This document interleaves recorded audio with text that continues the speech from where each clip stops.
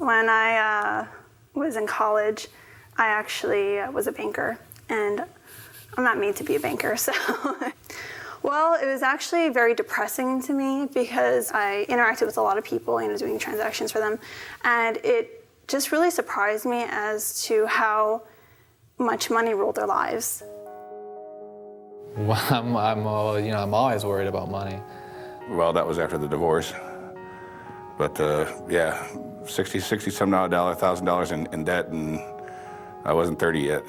It's the whole seduction of money and that lure of a chance to get more. The normal debt, homes, cars. We have contests to see who can spend the least amount of money. And I think one day I actually got down to about $1.50 and that's the whole day's worth of food and everything. Didn't really have much money, and I was constantly struggling. The time I was most worried about money? Well, right now I'm really worried about money. It was a domestic violence situation, and I was afraid that I wouldn't have the income. Wonder where your next meal is going to come from. Pray that everything's going to work out all right. I always worry about money, whether I have enough, whether I'm spending too much. You got to make money. There's just no way around it. And you got to do what you got to do short of illegal things. I think that if money hadn't been an issue, we would have totally been okay. The questions I have about money? If I had any questions about money, what would I like to know? What is the actual worth of $1 these days?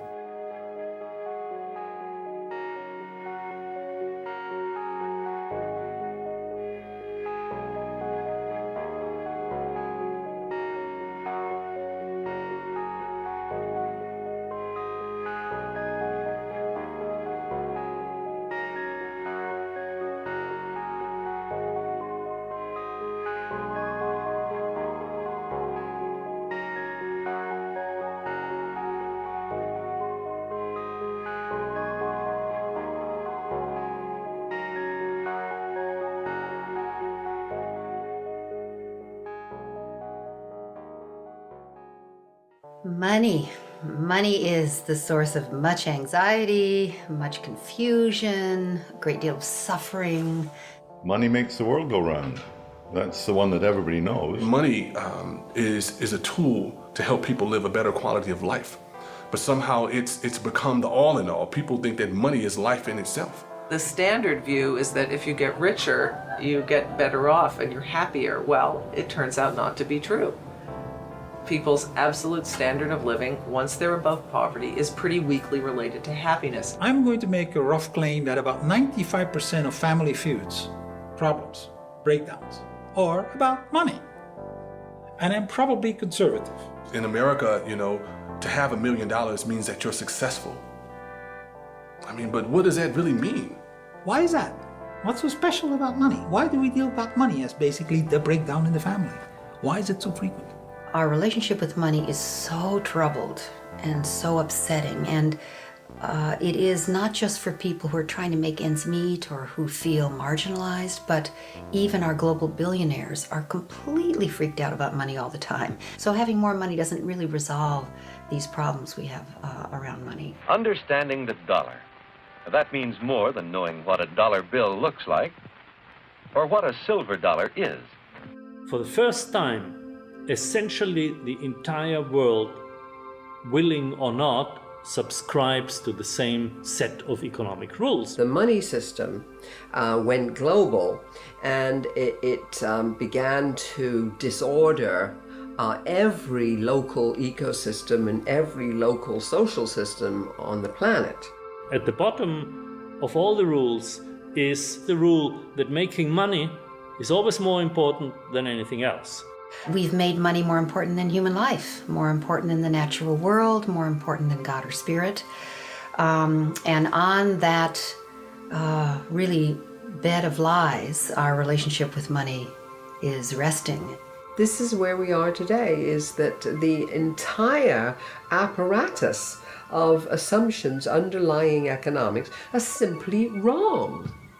So, why do we allow societies to be run with this malfunctioning source code? Part of the difficulty is that very few people think about what money is, where it comes from, how it is created, and how it is controlled. Well, remember, there has been 150 years of very intense propaganda and indoctrination to try to drive these ideas out of people's heads. If we could unpack all of this mystification, we probably find that economics was made so complicated in order to mystify people, so they could not really figure it all out. If everybody knew the full facts about how money is issued, how it's put into circulation, who is issuing it, how they have power and control over the economy and over individuals' lives, I think there'd be a lot of very unhappy people around. It's often been said that money moves the world, or money is the engine of the world, or money makes the world go round, but in more accuracy, money stops the world from going. I'm afraid that's more than I care to spend. Money doesn't facilitate. In its current form, it inhibits transaction and trading. Money is the one thing that is required for economic exchange. It is the Khyber Pass, if you will. It's the channel through which every transaction must go in order to be completed. We live today by exchanging goods and services with one another, and money is the medium that we use to do that. So money actually becomes the controlling element in economics. Those who control money control everything. Out of the simple barter of primitive people, spearheads became one of the first articles used as money. Shells have also served as money. Wampum was used by the American Indians. And hundreds of other articles have been money to various people at various times. Money is not a creature of the state. It didn't require any king or prince to invent money. Rather, money and monetary trade were products of spontaneous order. Well, put yourself in a barter situation where you come to market with some good and try to trade it directly for the good you want to go home and consume. So if you come to market with asparagus and you want to go home with plaid shirts, you have to find somebody who is not only selling plaid shirts but wants to be paid in asparagus. But of course, the problem is you often can't find a trading partner who has the goods you want and wants the goods you have. An alternative is to think, well, what does this guy selling plaid shirts want? So what people do is they consider trading not necessarily for what they ultimately desire, but for other intermediate goods that they think may be more readily traded for what they ultimately desire. And at first, different people are experimenting with different indirect exchange strategies. So somebody may trade for salt, somebody else may be using nails, third person may be using barley. But what happens is the more certain goods get adopted in these individual efforts, the more attractive their use for the same purpose will seem to other people. Consequently, there can be a snowballing process where eventually a small set of goods, or even just one commodity, seems overwhelmingly more attractive and becomes universally adopted. And when you reach a commonly accepted medium of exchange, that's when you've got money. So it's not defined by any physical characteristics, it's not defined by any legal sanction, it's defined by this social convention that people will accept it in order to trade it away later. In the course of human evolution, societies have used countless different things as money. Is it possible that what a society chooses as its money can affect the behavior of its people? The classical, the conventional way of thinking about money is that it's a passive medium of exchange that is being used as a convenience to make exchanges between people, and that it doesn't really affect either the kind of transactions that are being performed, it just makes them easier, or the relationships between the people that are using that kind of money. Both these things happen to be proven wrong. Different kinds of money do have very different properties.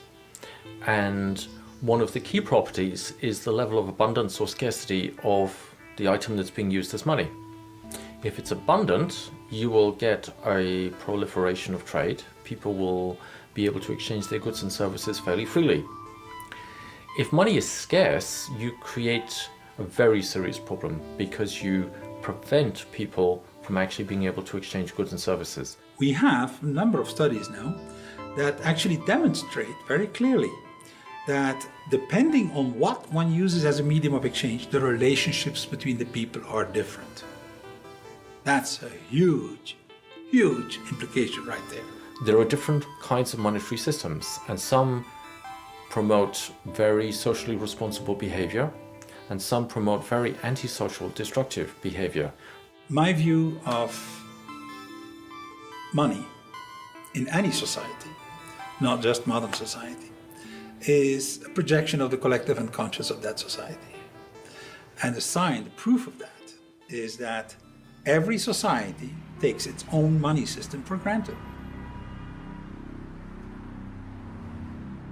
If you try and find out what people think money is, you will be mystified and amazed. It's a confusion, it's inaccurate, it's absurd, it's superstition, it's myth, it's religious, it's crazy. Most people haven't an idea, they just use it. Perhaps it'd be more accurate to say it uses them. In fact, it's impossible for the human mind to grasp the total amount of money that has been required to build the America we know today. Where then does all this money come from? Now we're getting to the point that is news. Most people have no idea where money comes from. A lot of people believe that it's the governments that create the money. I'm not sure of the exact authority under which more money is released. I know the executive has some power over it. You know, as long as when I cash my paycheck, it's there. That's all I'm really worried about anymore. It comes from a big factory. Okay. They make it? It's, I don't know, created by the government to control us. Well, it'd have to be done by the government. I mean, that's what you would expect anyways. Whether or not it really is the government is a different story altogether. Conventional money is not created by the government, as many people believe, and is not even created by the central banks. Although they do part of it. But it is actually created by the banking system. People see these films about the U.S. Mint and the government printing office, and they see these sheets of dollar bills being run off the printing presses. And so they think it's the government that's printing money. But this is not the real source of money. The real source of money is banks. The banks have a complete monopoly on the money creation process. So the public are not actually involved in it at all, directly or indirectly. The Federal Reserve is a private institution owned by commercial banks who are members of the Federal Reserve System, which includes all the nationally chartered banks. Most people don't realize that the Federal Reserve is a private corporation and is for profit. And in fact, Federal Reserve, it's neither federal and it's not a reserve. In 1910, a group of top American bankers met on Georgia's Jekyll Island to discuss ways of stabilizing the country's banking system. Congress passed the Federal Reserve Act in 1913, giving this private corporation a monopoly over issuing the nation's money supply. How then did the power to issue something as fundamental as money fall into private hands? Initially, you could think a bank was about storing people's gold. So you come in, you store your gold at the bank, and the banker gives you a gold certificate and says, you have such and such amount of gold in my bank. Now, the basis of the paper money systems was when you could start trading those pieces of paper. Let's say you have some gold that you want to keep safe. You put it in a bank, and the bank gives you a paper receipt you can redeem later for your gold. You can now trade that piece of paper in place of the gold, as long as others are also able to redeem it for your gold. The good name of the bank on the paper note assures people that behind the piece of paper is a piece of gold waiting to be redeemed. Soon, as the people's confidence in the bank grows, rather than cashing in the receipt, the person receiving the paper simply trades it again. the paper may end up being traded many times before being redeemed for the original gold in the bank. And banks discovered that when people started paying each other with claims to the coins in the bank's vault rather than taking the coins out, that the bank didn't really need to keep all the coins in the vault in order to have enough to actually pay people who did come and want the coins. The banker realizes nobody's coming to take the gold. Gold's just sitting there. So instead of just putting out one piece of paper that says, there's such and such amount of gold, you can put out a lot of pieces of paper given the fact that nobody is coming and taking the gold. And you can lend money. And the basis of that loan is the trust that people have that if they want to come and get the gold will be there. Money in the bank is not actually wealth. The only thing that makes that system work is the fact that nobody actually does come to get the gold. Now, if everybody said, you know what, I'm going to go get my gold at the bank. If everybody went and got it, there wouldn't be enough gold for everybody. You often had bank runs and bank panics. When people would have a lack of confidence in a particular bank, they would take those bank notes to the bank and demand their gold and silver. And with fractional reserves, that bank would quickly run out of the reserve metal and have to close its doors. So that's fractional reserve banking. The coins in the vault are a fraction of the claims that could be made for them. The reason the bank did it is because they were making money off of earning interest, off of those loans that were promises that there was gold in the bank. As people's confidence in the bank and its receipts continues to grow, banks soon discover an unexpected way to earn profit. A bank can print a receipt for gold that does not even exist. They can then loan that receipt to someone on the condition that they pay it back with interest. While the bank takes a risk by having less gold than the outstanding receipts, there is an almost unlimited potential to make profit off charging interest on loaning gold it does not even have.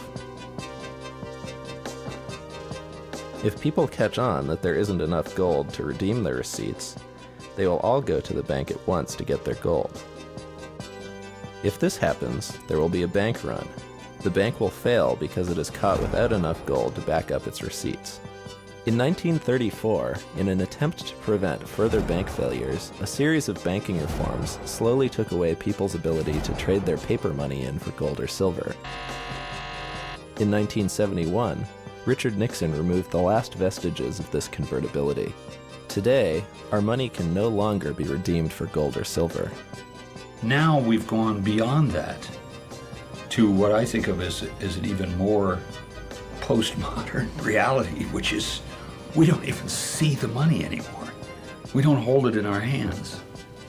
We take a piece of plastic to the supermarket, buy groceries, and run it through a machine which registers it in our account book somewhere. The buyer, the seller doesn't see it either, right?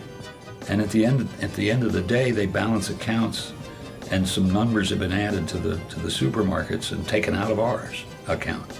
Most of the assets that we call money are not printed dollar bills. In fact, that currency is a very small proportion of the total amount of money. Most of what we call money are bank accounts.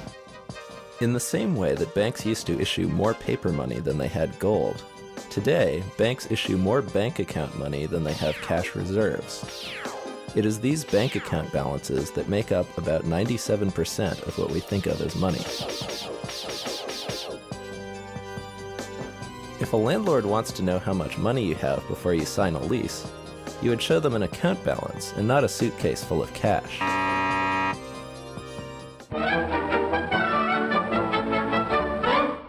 Most economic textbooks never say what money is. They just say what money does. They describe money by its functions. They talk about things like medium of exchange, standard of value, store of value, or the classical ones. These are all things that money does. Money lives in a different space, in fact. It's an agreement. A lot of people think money is something that's tangible, real, and that you can pick up and handle. That actually isn't so. Money is basically an idea, And it's an idea that you owe someone something or someone owes something to you. And that idea can be symbolized by an account, where your account goes up and mine goes down, or vice versa. Or it can be symbolized by an exchange of paper currency, or an exchange of coin, whether it's gold, silver, or copper, or whatever. But those are all symbols. It's not actually money. Another misconception that people have about money is that money is a thing. But in today's world, money is simply credit, which means it's an information system. And the question is, what kind of information does it convey? It's information about claims against the economic output. You have a bank account that says you have $1 million. You know, it's nice to say I have $1 million, but what really makes it nice is that you can buy $1 million worth of things that you want to buy. So if money is nothing more than information about what we owe each other, how does the money we use every day get created? Money is created through a process of bank loans. People, companies, governments going to the banking system and borrowing money. So every dollar, every national currency you've ever seen is someone's debt. For every new dollar created in the monetary system, you have a corresponding debt. That works both for the Federal Reserve dollars themselves and for the bank deposit dollars that are based on them. Money is issued whenever someone takes out a loan from the bank. So if I walk into a bank and I want to borrow $500,000 to start a business, and I've got a good business plan and I've got customers, then the bank, assuming they agree, will give me $500,000 to start my business. There is your money, and this is your payment book. Thank you. Now, most people, if you ask them, will say, well, that $500,000 comes from somewhere else. It comes from someone else's savings. It comes from investments. That's actually not true. When I say money is issued as debt, I mean they don't get that money from anywhere. They actually create it out of thin air and create a credit in my bank account, and poof, there it is. John Kenneth Galbraith, in his book Money, Whence It Came, Where It Went, says this. He says, "The process by which money is created is so simple that the mind is repelled." And it's true. When I tell people how money is created by banks simply by making ledger entries, they just can't believe it. The private banking system literally creates our money out of nothing and loans it into the economy. The only way new money can get into the economy and ultimately your pocket is via a bank loan. This means that every dollar you have ever seen is someone's debt to a bank. The simple fact is, and it's an uncomfortable fact for many people to realize, that if all the debts were repaid, then all the money supply would simply disappear. There would be no money. And that would mean a complete and total collapse of the economy. If everybody were to reimburse their debts, if that were possible, that everybody does reimburse their debts, there wouldn't be any money left. In fact, there's more debt than money available. And the reason is that interest is not created. The catch is that they want more repaid than what they've given me. When you go to a bank and borrow $100,000 to buy a house, they will check whether you are good credit, and then they will decide to create the money, entering it electronically in your account, and say you have to bring back $200,000 in the next 20 years. The $100,000 of the first loan is created. The second one, the interest rate, is not created. So they send you in the world, compete with everybody else to bring in the second $100,000. That's how the money is kept scarce. It is through the competition between the different players for interest that is not created. So there's always less money than is necessary.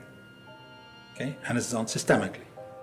If you go to a bank and you borrow money into circulation, if the bank decides to approve your loan application, they will make two entries on their books.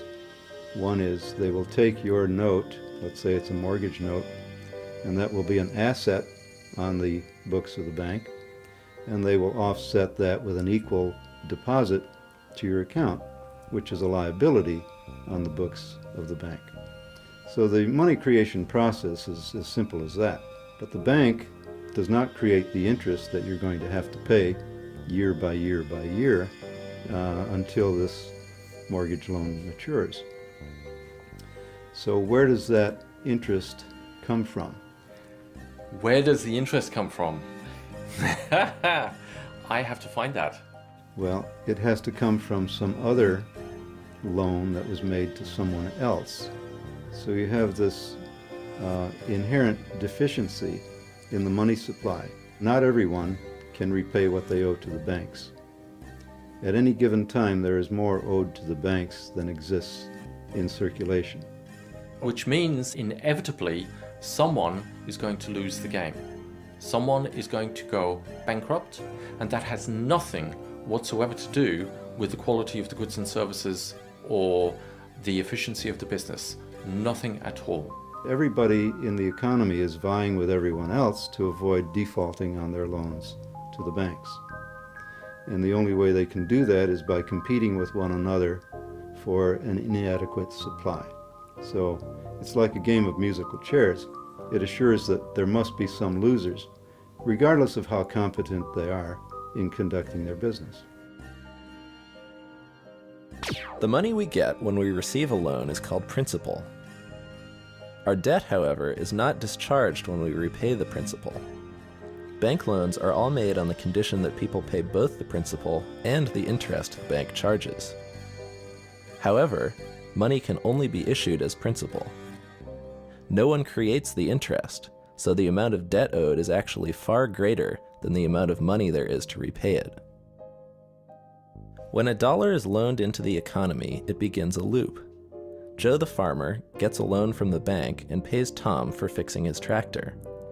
Tom pays Jane for bread at the local bakery, and Jane in turn buys the wheat from Joe, who can now repay the loan.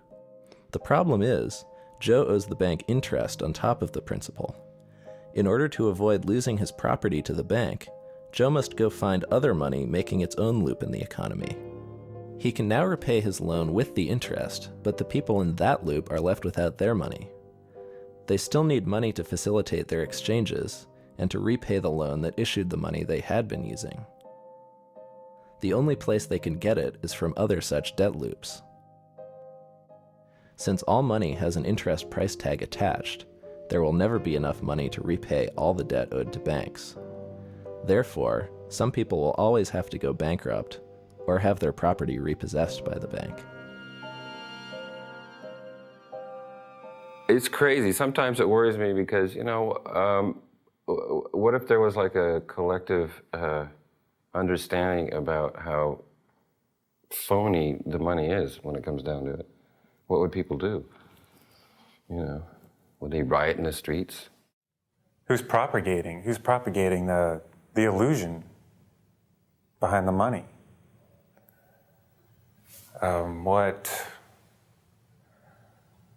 That just pisses me off, actually.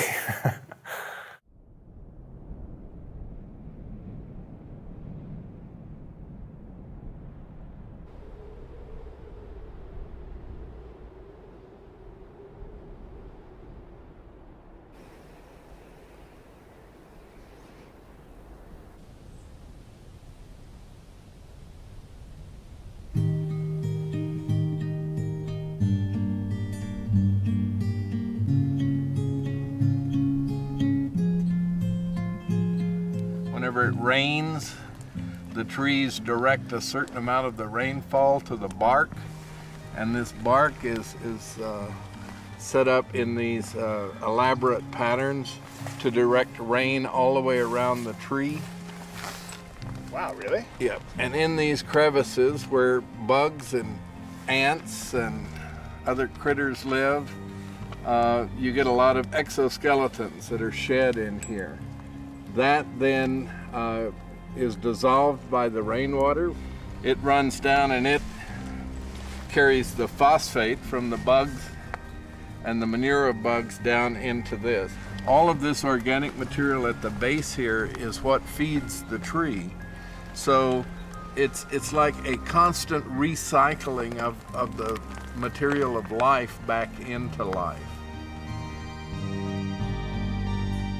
Well, I don't think economics are related only to humans at all. It's very easy to see nature as an economy. Nature creates value constantly for the benefit of all its membership, and that's what I think economics are really all about. Here you have a kind of banking of resources, you know, that every element in this forest contributes to.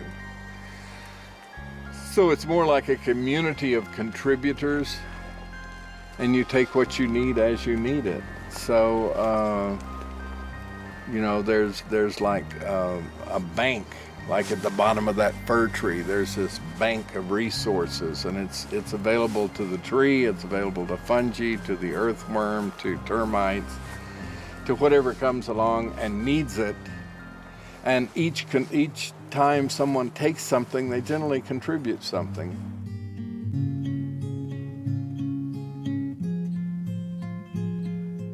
There isn't that kind of profit motive or interest or any of that in natural systems. It really isn't necessary to have more than you need, unless somehow you're acculturated to that belief system.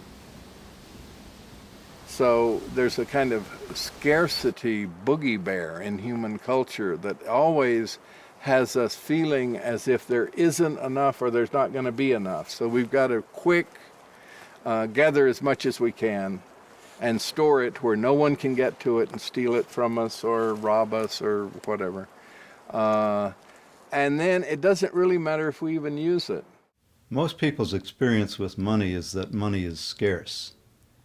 And in today's monetary system, it is scarce. These cultural lies on which our relationship with money rests and is rooted is really governed almost completely by the most insidious and tragic lie, which I believe is the lie of scarcity.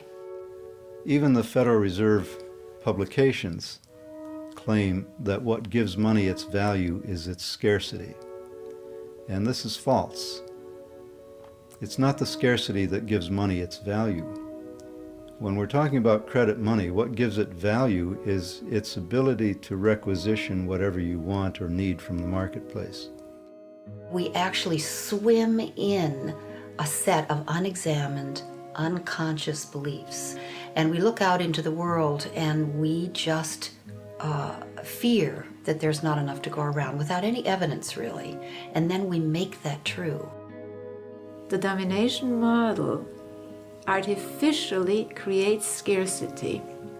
And that scarcity is one of the ways that the system actually maintains itself.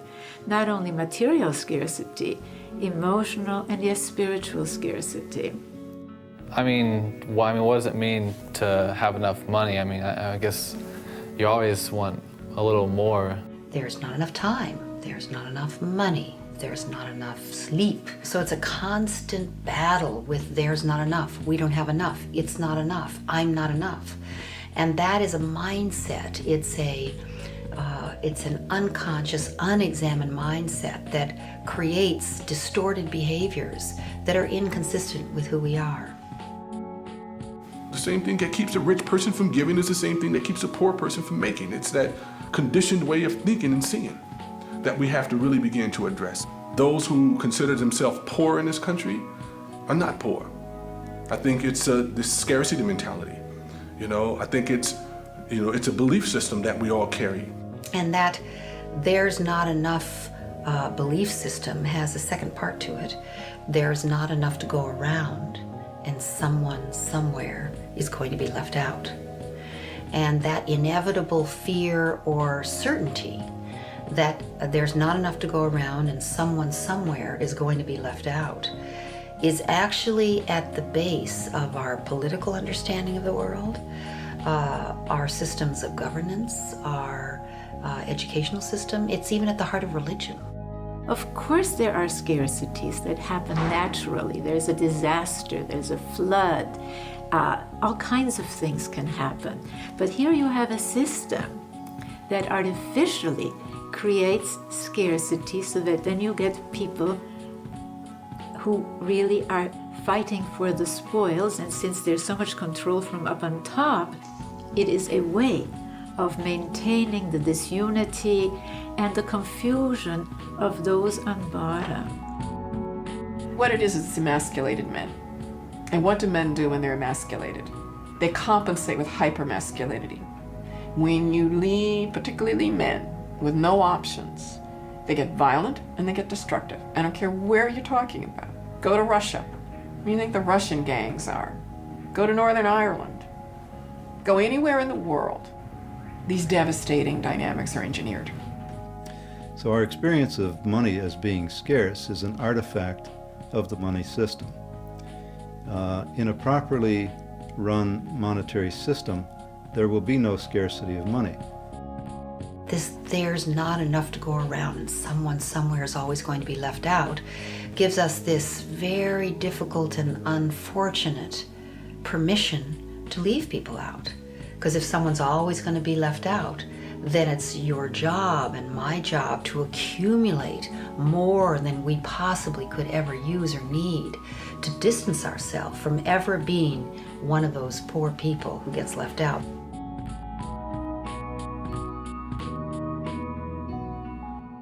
At the point of view of the corporation, getting more and more and more, that is driven in part by greed, in part by the dynamic of trying to get profits, capitalism, but it's also driven by fear. Because if you don't do it, if you can't expand faster than the next corporation, they will get research money and they will get marketing money and they will beat you and may drive you out of the game. You're not quite as efficient in this plant as you ought to be by our calculations. This is the banker speaking. And so therefore, we're going to either raise the cost of your credit and drive you to do bad things to your workers or to your community or to the environment in order to boost that return and boost your stock price. And we will lend to you under those terms only. The nice way of saying it is nice guys finish last. If you're callous to the effects on others, you have a potential to rise. The odds are that you can compete your way up. If you care and are socially concerned about others, you're at a tremendous disadvantage. So I think the competitive dynamic that we have does sort of weed out a set of people for success. But I would say that what it weeds out for success is not competence, not creativity, not intelligence, but callousness far more often. Well, I think if you look at how economies actually function, they function with both competition and cooperation. And so I think both can coexist. We have probably leaned more toward competition, and I think we could use more cooperation. But I think either one in its extreme can be dysfunctional.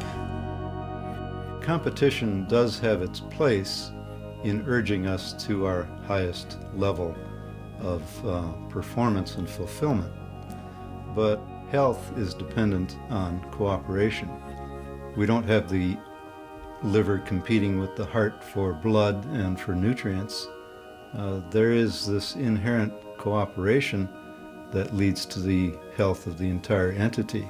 The nature to which people are able to be social, civilized, sympathetic, is quite amazing, and it's in contradiction to the nature of the money. It's interesting that anybody, whether you're a man or a woman, whether you're aggressive naturally or very sweet and cooperative naturally, if you're going to have to make the money to live, I make you a prediction, you're going to have to fight for it. You're going to have to compete for it. Is that in nature out there? Is that the world is that way? Or is it the money system that's between us and the world that is that way? I make the second claim.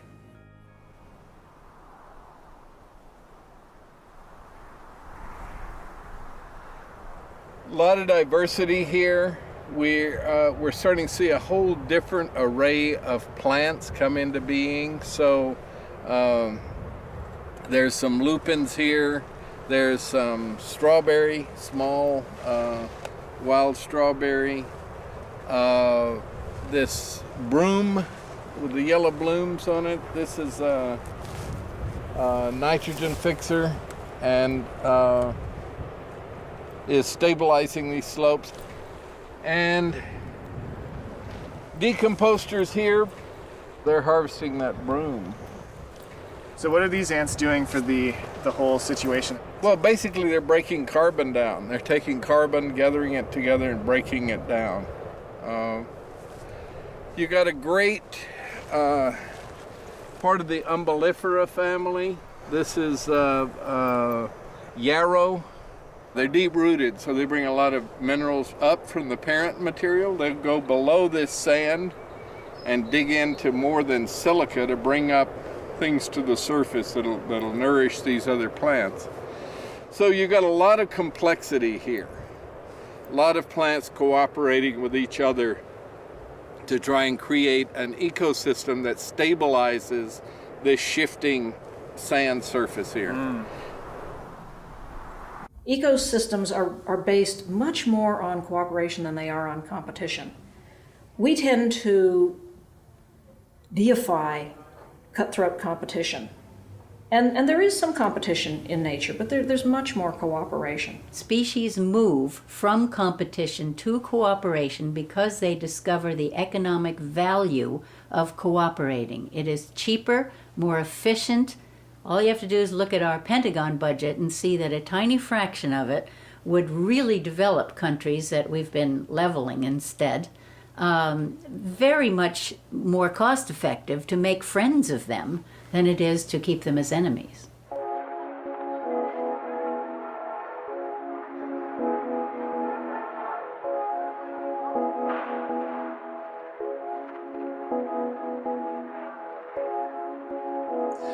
We have 8 billion people on the planet.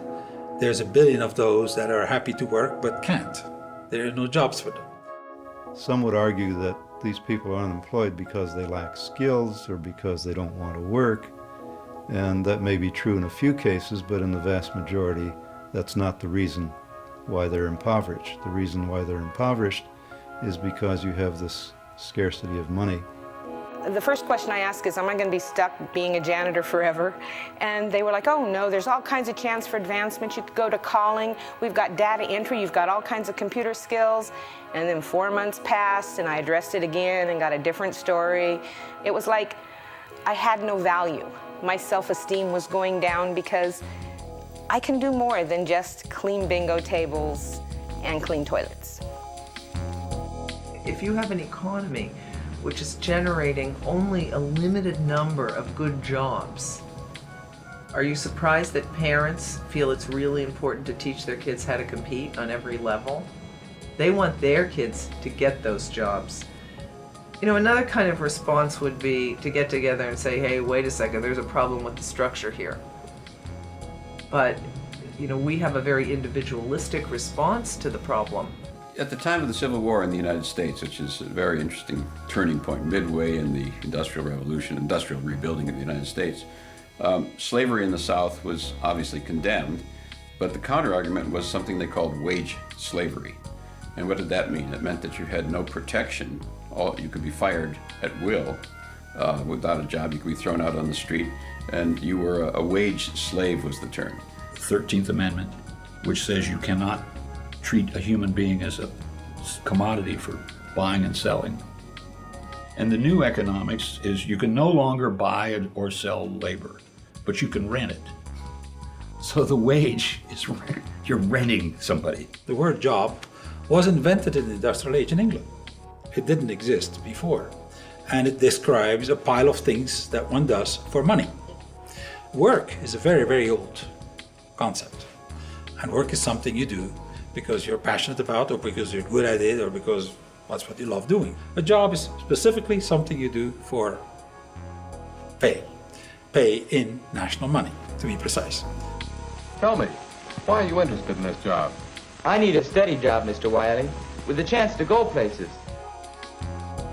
People like Woodrow Wilson and Abraham Lincoln said that if America became that sort of society, the society in which everyone became, the vast majority became wage laborers or wage slavery, as they used to call it, we would lose the freedoms that made America great. If you, say, were in such conditions of duress, that you just couldn't survive except by being a slave, you might sign a contract that says, okay, I'll be your slave.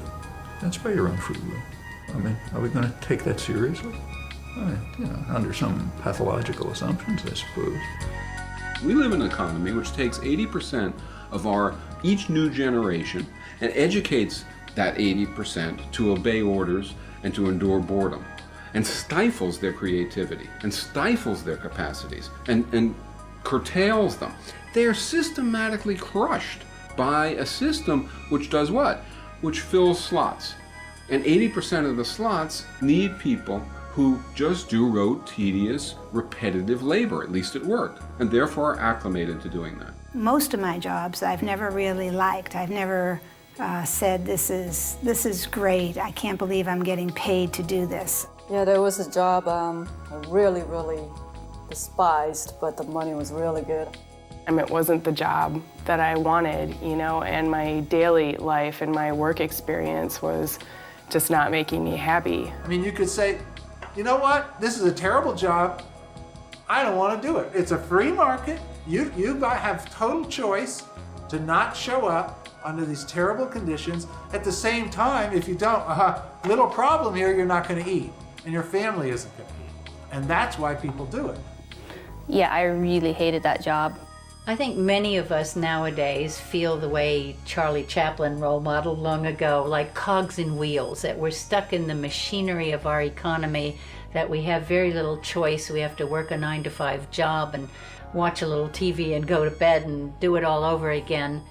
I want to have a more rewarding experience, I guess, with life.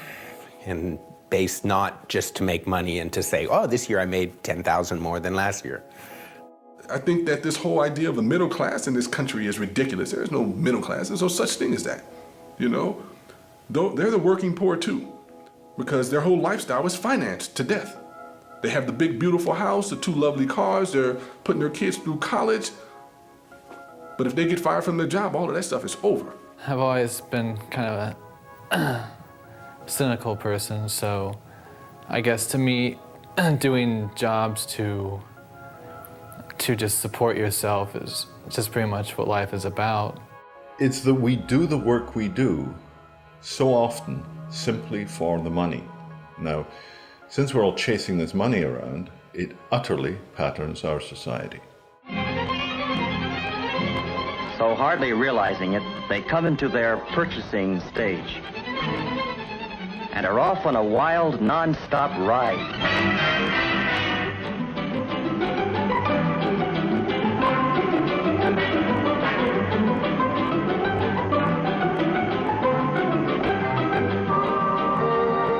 It's a happy-go-spending world, reflected in the windows of the suburban shopping centers where they go to buy. I claim there's enough work in the world for everybody, forever. But if you start to have to pay for it with national money that's scarce, that's making it work into a job, that is going to be another question. Because someone has to borrow that money in order to pay you. As we get rid of more and more and more jobs, we may have to get to a point where we redefine the meaning of work. And you're going to have to find other ways for people to support themselves. Work, there's an infinity of things we can do. We can make every city, every garden, every house a paradise. There's an infinity amount of things to be done to reach there. Don't expect to be paid for it in national money. Don't get that idea. So we have to find another way, what people can do in a post-industrial age.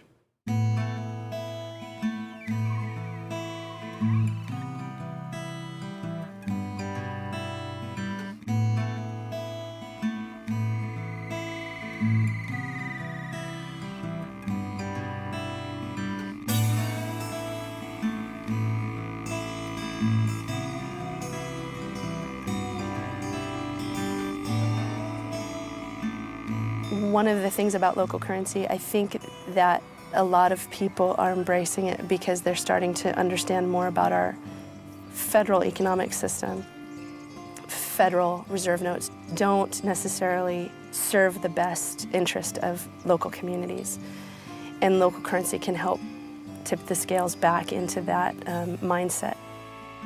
For some people, if they have river hours and they don't have federal money, we felt like, well, that's fine, we will take them. And it works for us because we have employees here who are willing to be paid in river hours. My name is Mark England, and I'm a registered nurse, and I'm the Director of Clinical Services here at La Clinica.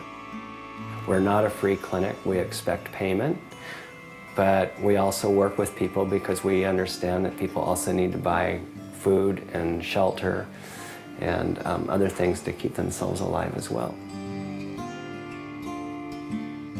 We don't seek to replace federal money in our communities at all. We are hoping to facilitate more exchange beyond what's possible with federal dollars. It's another kind of faith and another kind of currency, and it's faith in your neighbors, it's faith in local business, it's faith in your region and what it can offer you, and that there is true wealth there to be had. Not many of us remember that this country was built on decentralized issue of currency.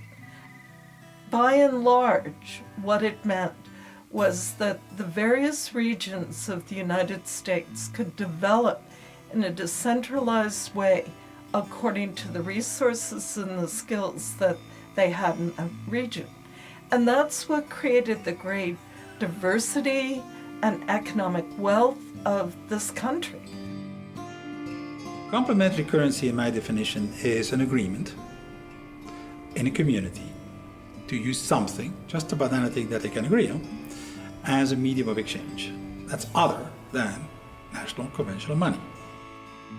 The first thing that one has to understand about complementary currencies is that there are as many different rules as you can want to invent. In national money, there's only one. Okay, that's basically the same worldwide. In complementary currencies, different communities agree on different rules. It is complementary because they do not replace national money.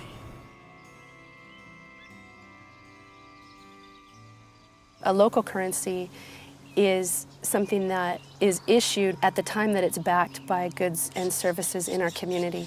And when people advertise in the River Hours Trade Directory, they actually sign a commitment that says that they are backing in whole or in part that currency with their goods or services that they're offering, and that they're also agreeing to accept in whole or part some local currency. So when you get River Hours, it's backed by people in your community, and that's tangible. Local currency is a way of encouraging people, inducing people to spend locally. And it's also a way to help people to support one another in the local economy when they maybe do not have any money. It's been probably a third to half of my income. Whether it was working for people or just the advertising in the directory and getting my name out, or word of mouth has been huge. Their offerings, their inventory, the money often hits their cash register and then heads straight out of town to the central office in Ohio or wherever. River Hours is hopelessly and happily bound to our community. That value always remains here, and I think people understand that. Alan Watts in the 50s wrote a critique of the Depression where he said, look, the economy went flat because everybody found there was no money. There's plenty of work needed doing, plenty of people wanted work, plenty of goods in the stores, but nobody could afford them, nobody could pay for them because we had no money.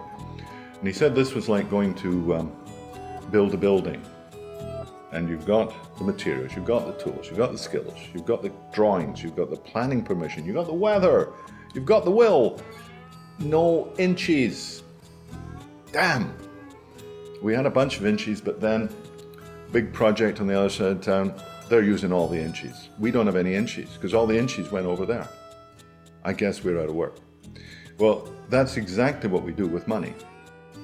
That's my clearest realization, is that there is plenty of work that needs to be done in this valley. And there are all kinds of people who need work to make ends meet. They need work. They could contribute to the community. There's all kinds of things to do. So we have the work that needs to be done. We have the workers. What is it that's missing? You know, pieces of paper that say, I'll do this for, you know, in exchange for other goods. People are short of and hungry for a tangible way to just plug into a sense of community. And that feeling, that attitude, I believe, is accomplished transactionally through using this currency system.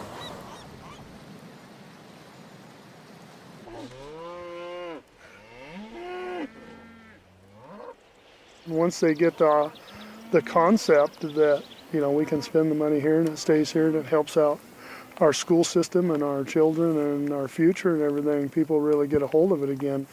And the river hours and all that, that's all stuff that we need to keep working hard at. I think it's exciting. I think River Hours isn't going anywhere. You know, I think it's only going to continue to bring people together and to get people talking. I'd like to say right now that it's a huge economic impact, but that's not the biggest impact of River Hours at this point.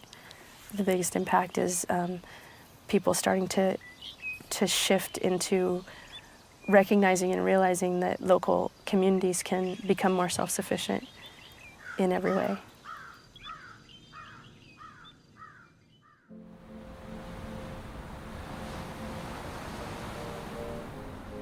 And the soil here is interesting because now, you know, this is all dune stuff, but now we've got this humus building up, holding the sand together. You can still see the sand grains in there. But, so these dunes have been established for a while. So they're totally covered in vegetation.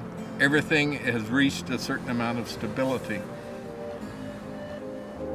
All of these plants combined are sharing the rhizosphere with each other. Their roots are intertwined, and they're contributing different things.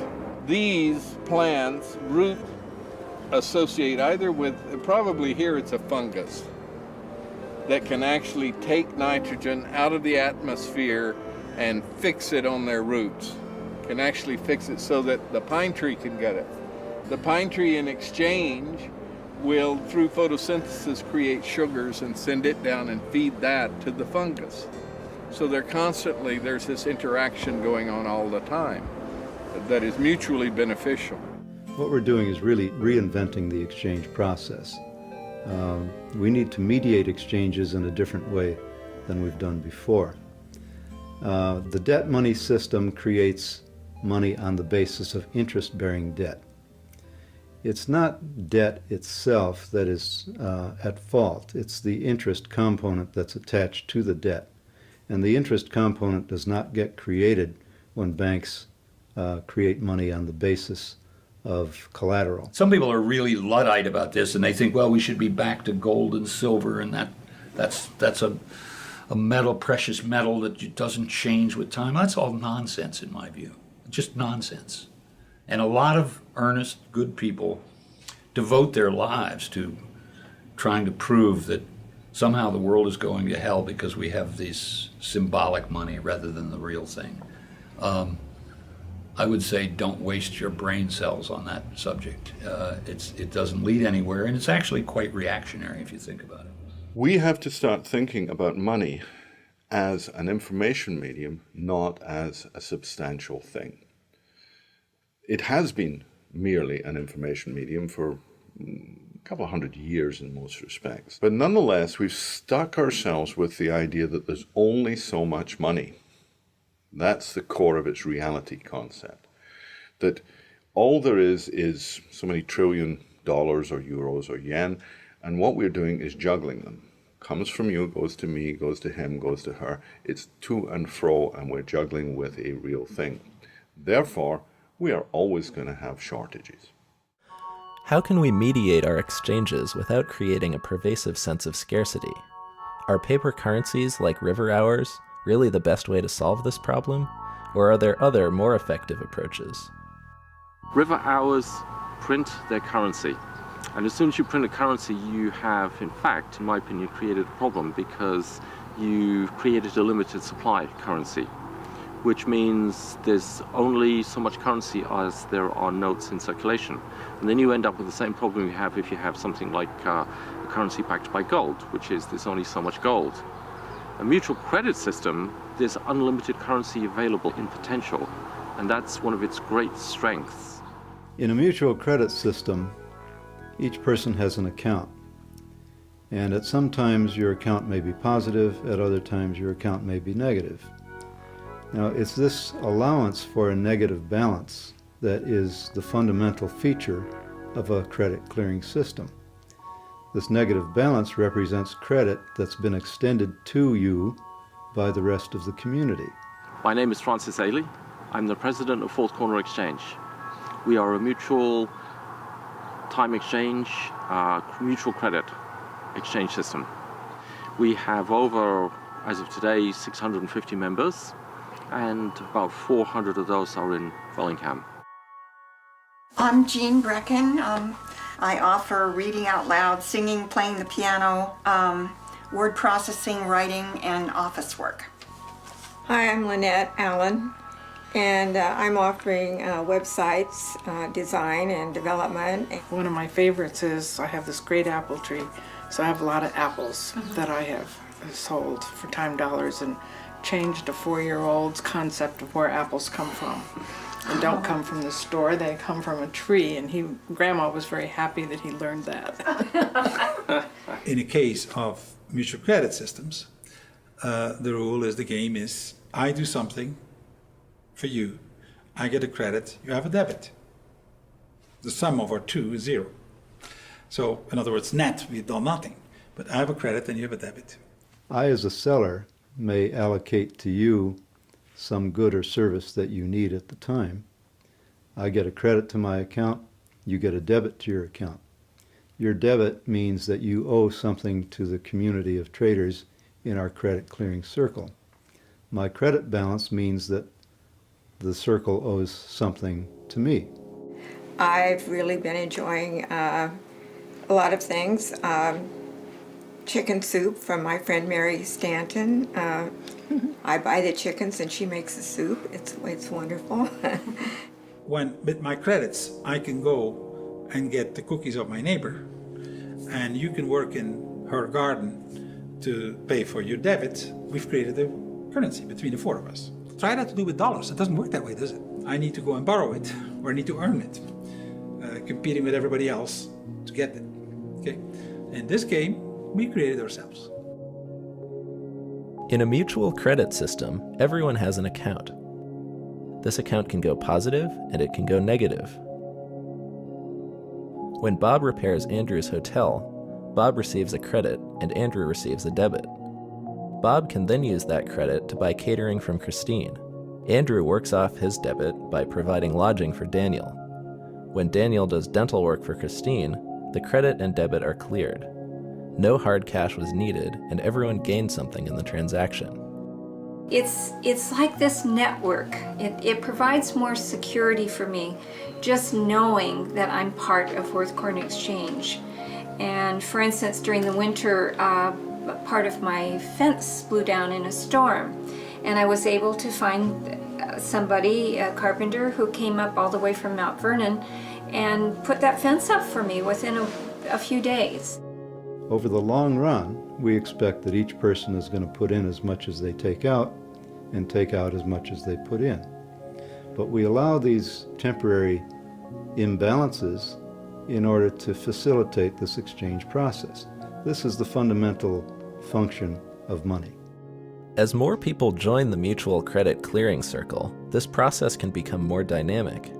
Ultimately, no matter how big the circle gets, the value people contribute should remain equal to the value they take out.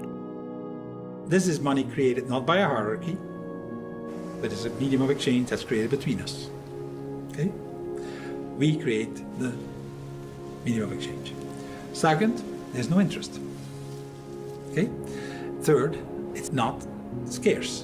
When you start trading in fourth-corner exchange, many people talk about experiencing shift in consciousness.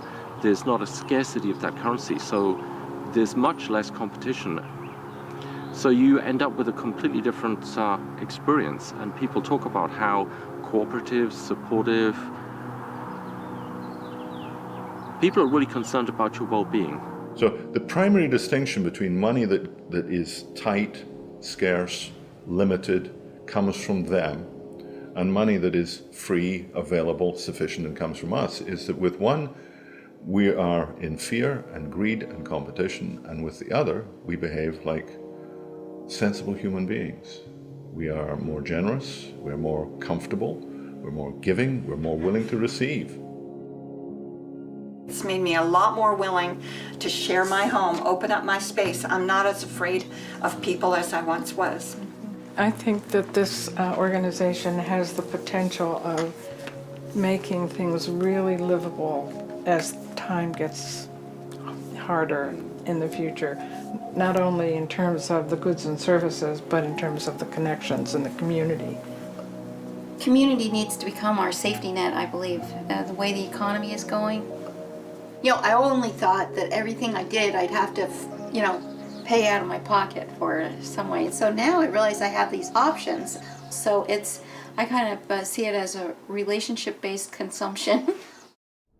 There are literally thousands of grassroots, person-to-person networks like Fourth Corner Exchange all over the world. However, the concept of mutual credit is not limited to the grassroots. Mutual credit has also been successfully applied in mainstream business. The commercial barter industry now oversees $30 billion a year in trade. 240,000 businesses in the US alone participate in a barter system. These networks use mutual credit to help businesses make better use of their capacity while saving on their cash expenditures. Well, my name's Dave Wallach. Been involved in the commercial barter business as a member since 1972. I started my own enterprise in 1979. A company called American Trade Association here in the Bay Area. Well, it's actually a process. It's a business process. Simply put, it makes saleable what is unsold, wasted, and ignored in our economy. But in my opinion, there's always an empty table in a restaurant, just like there's always an empty room in a hotel, so you need to fill it. And if you fill it by trade, I look at it just like, you know, it was cash, because you're going to order a nice dinner, a nice bottle of wine, and I'm going to spend that. Just if, you know, if it was a good ad somewhere or a taxi top or whatever it was. John's Grill became famous when it was a setting in the novel by Dashiell Hammett, which was The Maltese Falcon. So John's Grill has been in business since 1908. My name is Kaz. That's my nickname. My real name is Richard Kazmaier. I've been in the wine business about 20 years. I was the first organic grower of grapes up here in Sonoma Valley. And we're in the town of Kenwood. And I've been using barter for almost 15 years. Excess capacity in business, simply put, is business that they could do but are not doing. One example would be like a printer. And his capacities are press time. So he's got these presses that he's paid a lot of money for. They're sitting on the floor, and they're running half the time. He's making a profit doing that. But they're only running half the time. That means he's got a 50% excess capacity. All right, this is Club Sportiva. We're a luxury car share club, and as you can see behind me here, we've got some really exciting cars. At Club Sportiva, our members have access to drive the cars, so it's like a timeshare for sports cars. Mario Andretti, the famous Formula One race car driver, is a member of Club Sportiva. Dick Gordon is an Apollo 12 astronaut. He's another member who's been on board since 2003 or 2004. So we joined Biz Exchange about roughly 2 years ago, and it was really quickly a good fit for the club. And it was kind of an easy decision to join. And I know for our first year we were a very big client for them because a lot of their members found our services to be a good fit. And we did a lot of marketing and advertising through their company, as well as some catering through their clients. So it was a kind of a perfect match that immediately, once the fire was stoked, it was going quickly. You could buy things that you're presently paying cash for. It could be legal service, it could be printing, it could be automotive repair, dental, medical. Thousands of different items are represented. So it makes sense that if they could exchange that excess capacity for goods and services they're paying cash for, that they would make a profit doing that. I'll sell my wine, and then for that, we've had a dentist, chiropractor, electrician, plumber, a roof repair guy, printing of brochures, business cards, silk screening of shirts. We've used a pretty good gamma of services. For the small entry price to get into the network, which I think it was $100, I don't know what it was. It was nominal. It was almost, that shouldn't be even a consideration. It's really more, well, how would you spend your dollars, your BizX dollars, once you start having dollars to spend?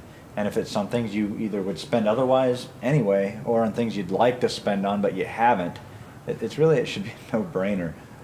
Through the use of bringing this efficiency into the economy and utilizing what has been wasted and ignored, we bring tremendous efficiencies to the economy. So if we take wasted resources and able to turn them into something productive, we now have reached a sociological goal also. So what we're the ultimate business ecologists.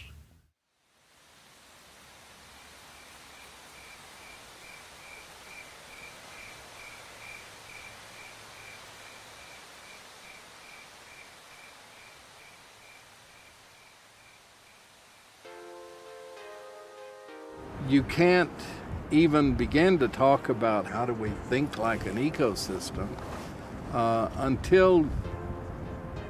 until you're aware of your place in your own culture, in your own society, that you aren't the only thing worth consideration, that everything around you is part of you, and that you have a responsibility for those around you.